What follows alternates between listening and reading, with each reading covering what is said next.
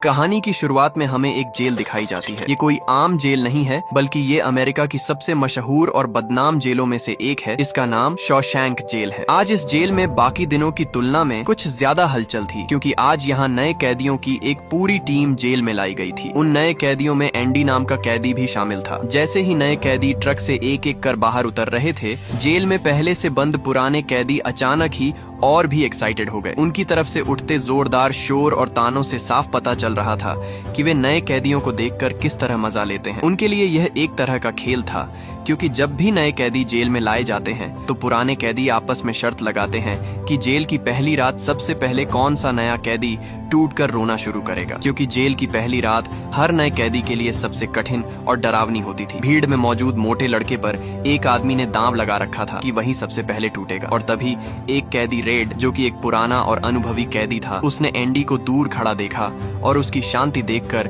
उसी पर 5 packet cigarette की बाजी लगा दी, क्योंकि उसे लगा कि ये कोई अमीर घर का लाडला लग रहा है और ये तो जरूर रोएगा। लेकिन इस बार उसे बिल्कुल अंदाजा नहीं था कि वह गलत आदमी पर दांव लगाने जा रहा है। रेड कोई आम कैदी नहीं था, उसे लोग जेल की चलती फिरती दुकान कहते थे। उसके पास इतने कॉन्टैक्ट्स थे कि अगर किसी के पास पैसे हों तो वह उसे जेल में लगभग कुछ भी दिला सकता था। जेल में एक अनकहा नियम था कि पहली रात नए कैदियों को अच्छी तरह डराया जाता है। सबसे पहले उन्हें तेज प्रेशर वाली पानी की धारा से नहलाया जाता, फिर उनके पूरे शरीर पर साबुन और सैनिटाइजर डाला जाता, और आखिर में उन्हें उनके बिना कपड़ों के ही पूरी जेल में घुमाकर उनके सेल में डाल दिया जाता। आम जिंदगी जीने वाले लोगों के लिए यह सब झेलना किसी डरावने सपने जैसा था। रात होते होते पुराने कैदियों ने नए कैदियों को तंग करना, चिढ़ाना और उनकी हिम्मत तोड़ने की कोशिश शुरू कर दी। थोड़ी ही देर बाद वही मोटा लड़का हिम्मत हार गया और जोर जोर से रोने लगा। जिसने उस पर दांव लगाया था वह कैदी जीत गया, लेकिन उसके रोने की आवाज सुनकर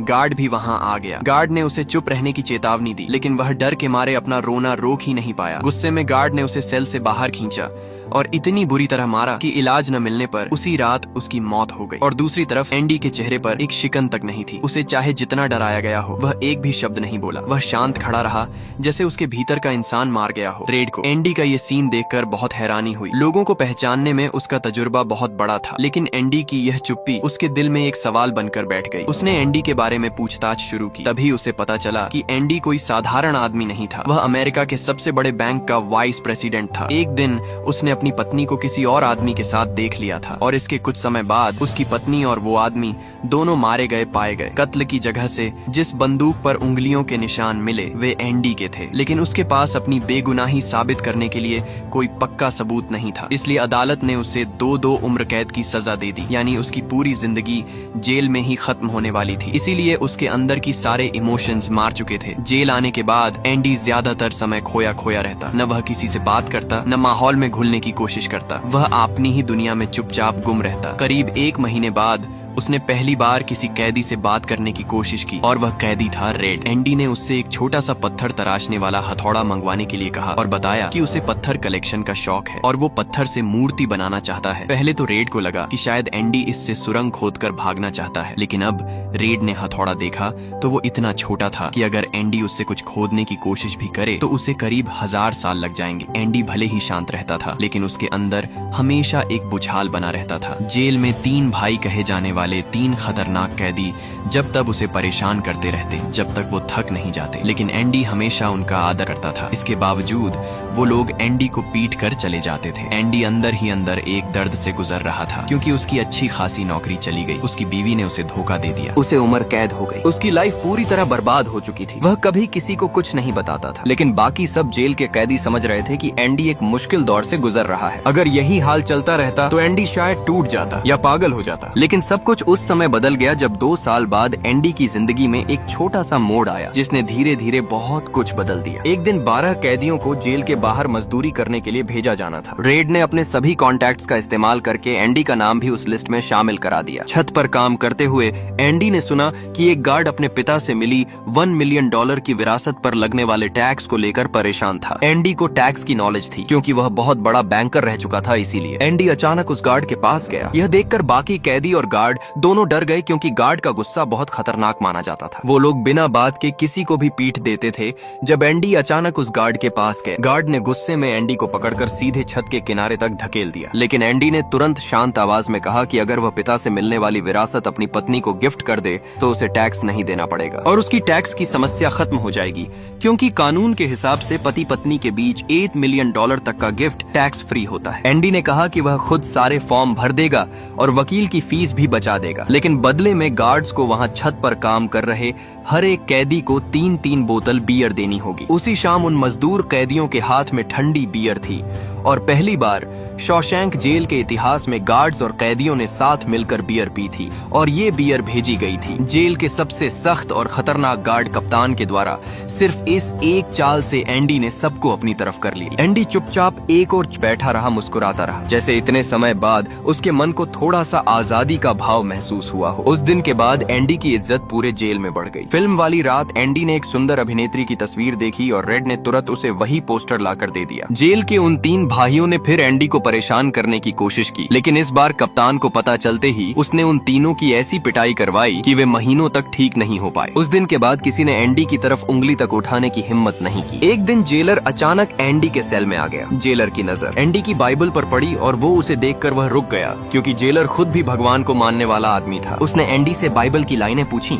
तो एंडी ने सब याद से उसे सुना दिया। जेलर खुश हुआ और एंडी से बोला कि मोक्ष का रास्ता इसी किताब में छिपा है। एंडी के सेल में बड़े बड़े पोस्टर लगे थे जो कि जेल के नियमों के खिलाफ था, लेकिन जेलर ने इसे नजरअंदाज कर दिया। असल में वह एंडी की काबिलियत देखने आया था, क्योंकि उसे अपने पैसों और जेल में घूसखोरी को संभालने के लिए एक समझदार आदमी चाहिए था। अब एंडी को अलग कमरा मिला और एक ऑफिस भी। ऐसा करते करते एंडी धीरे धीरे जेल का एक खास आदमी बन गया। उसकी जानकारी और दिमाग उसकी किस्मत बदल दी थी। कुछ समय में पूरी जेल टैक्स और पैसों से जुड़े कामों के लिए एंडी के पास आने लगी। यहाँ तक कि जेलर भी पीछे नहीं रहा। 1 साल में उसके पास इतना काम बढ़ गया कि उसे एक और असिस्टेंट को रखना पड़ा। इसी दौरान एंडी ने जेल में एक लाइब्रेरी खोलने का प्रस्ताव जेलर के सामने रखा। जेलर ने कहा कि सरकार पैसा सिर्फ दीवारें मजबूत करने के लिए देती है, लाइब्रेरी के लिए नहीं, कोई पैसा नहीं आता है। लेकिन उसने एंडी को कहा कि अगर कुछ चाहिए तो खुद सरकार को चिट्ठी भेजो, शायद सरकार जेल में लाइब्रेरी बनाने का पैसा भी दे दे। और एंडी ने वही किया। उसने सरकार को हर हफ्ते एक चिट्ठी भेजना शुरू कर दिया। पूरे 6 साल तक एंडी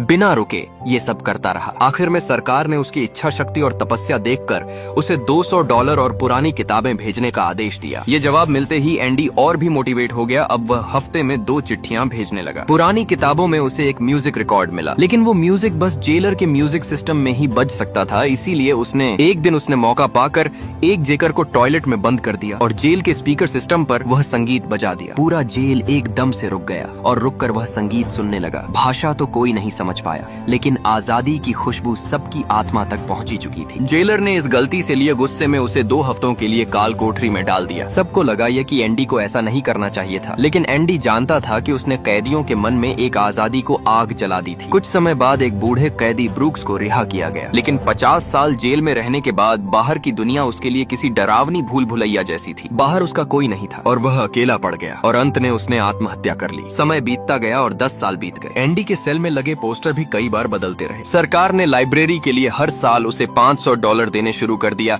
एंडी को दान संस्थाओं से भी मदद मिली और एंडी ने पुराने गोदाम को शहर की सबसे उम्दा जेल लाइब्रेरी में बदल दिया। उधर जेलर ने बाहर एक मजदूरी प्रोजेक्ट शुरू किया, जहां कैदियों से काम कराकर वह मोटा काला पैसा कमाता था और यह सारा काला पैसा एंडी ही साफ करता था। वह नकली पहचान बनाकर अलग अलग खातों में पैसे घुमाता था। यह नकली पहचान कागजों में मौजूद थी, लेकिन असल में वह कोई इंसान नहीं था। जेलर के लिए एंडी अब बहुत कीमती हो गया था, लेकिन जिंदगी कभी एक सी नहीं रहती। समय सबका बदलता है। एक दिन जेल में नया कैदी आया जिसका नाम टॉम था। टॉम ने बताया कि उसने एक और जेल में एक व्यक्ति से सुना था कि वही आदमी असल में उस औरत और उसके प्रेमी का हत्यारा था, जिस केस में एंडी को फंसा दिया गया था। एंडी ये सुनकर हिल गया और बोला कि यह कहानी तो उसकी अपनी जिंदगी से मिलती है। दरअसल एंडी ने असल में किसी को मारा ही नहीं था, लेकिन उस घटना के बाद एंडी बहुत गिल्ट में था। इसीलिए वो कोर्ट में कुछ बोल नहीं पाया और अंत में उसे सजा हो गई। उसने जेलर से केस फिर से खुलवाने की विनती की और वादा किया कि वह कभी भी उसके गैर कानूनी पैसों का जिक्र नहीं करेगा। लेकिन जेलर को लगा कि एंडी उसे ब्लैकमेल कर रहा है और अगर उसने केस वापस खुलवा दिया तो एंडी जेल से रिहा हो जाएगा और बाहर जाकर वो उसके काले धन के लिए ब्लैकमेल भी कर सकता है। इसीलिए उसने एंडी को तुरंत सजा सेल में बंद कर दिया और टॉम को भागने की कोशिश के बहाने गोली मार दी और एंडी की आजादी की आखिरी उम्मीद भी खत्म कर दी गई। 2 महीने बाद एंडी फिर से काम में लग गया, लेकिन अब वह पूरी तरह टूट चुका था। रेड उसे सांत्वना देने आया, उसे बहुत समझाया, लेकिन उस दिन एंडी बहुत अजीब और गहरी बातें कर रहा था। वह बोला, मैंने अपनी उन गलतियों की सजा भी चुका दी है जो मैं कभी की ही नहीं। और अचानक बोला, शहर के बहुत दूर एक जगह है, कैरेबियन बीच, समुद्र के किनारे, मैं वहीं जाऊंगा। और फिर उसने रेड से कहा, अगर तुम कभी रिहा हुए तो बैक्सटन सिटी जाना, वहाँ बड़े से ओक के पेड़ के नीचे एक पत्थर मिलेगा, उसके नीचे मेरा राज दबा हुआ होगा। रेड डर गया, उसे लगा शायद एंडी आत्महत्या की सोच रहा है, क्योंकि किसी ने बताया था कि एंडी ने 2 दिन पहले एक रस्सी खरीदी थी। रात गुजरती है और सुबह होते ही सब कैदी अपने अपने सेल से बाहर आ जाते हैं, लेकिन एंडी बाहर नहीं आता। यह 20 साल में पहली बार था कि कोई कैदी बाहर नहीं आया था। सबको डर होता है कि कहीं उसने खुदकुशी न कर ली हो। गार्ड गुस्से में एंडी के सेल में जाता है और हैरान रह जाता है, सेल खाली था और एंडी भाग चुका था। सायरन बजता है, वार्डन दौड़ कर आता है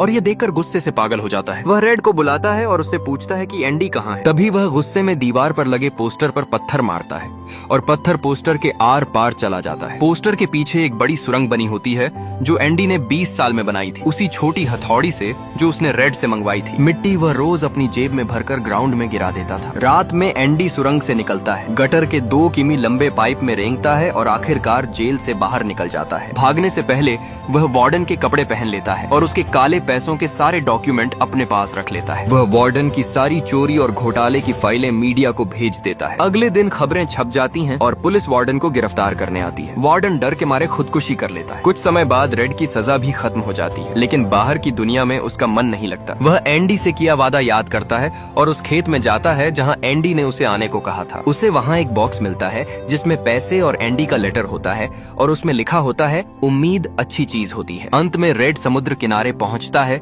और एंडी को अपनी नाव ठीक करते देखता है। दोनों एक दूसरे को गले लगाते हैं और कहानी खत्म हो जाती है। आपको कहानी पसंद आई हो तो एक लाइक और एक कमेंट जरूर करें एंड चैनल को सब्सक्राइब भी कर लें। मिलते हैं नेक्स्ट वीडियो में, तब तक के लिए बाय।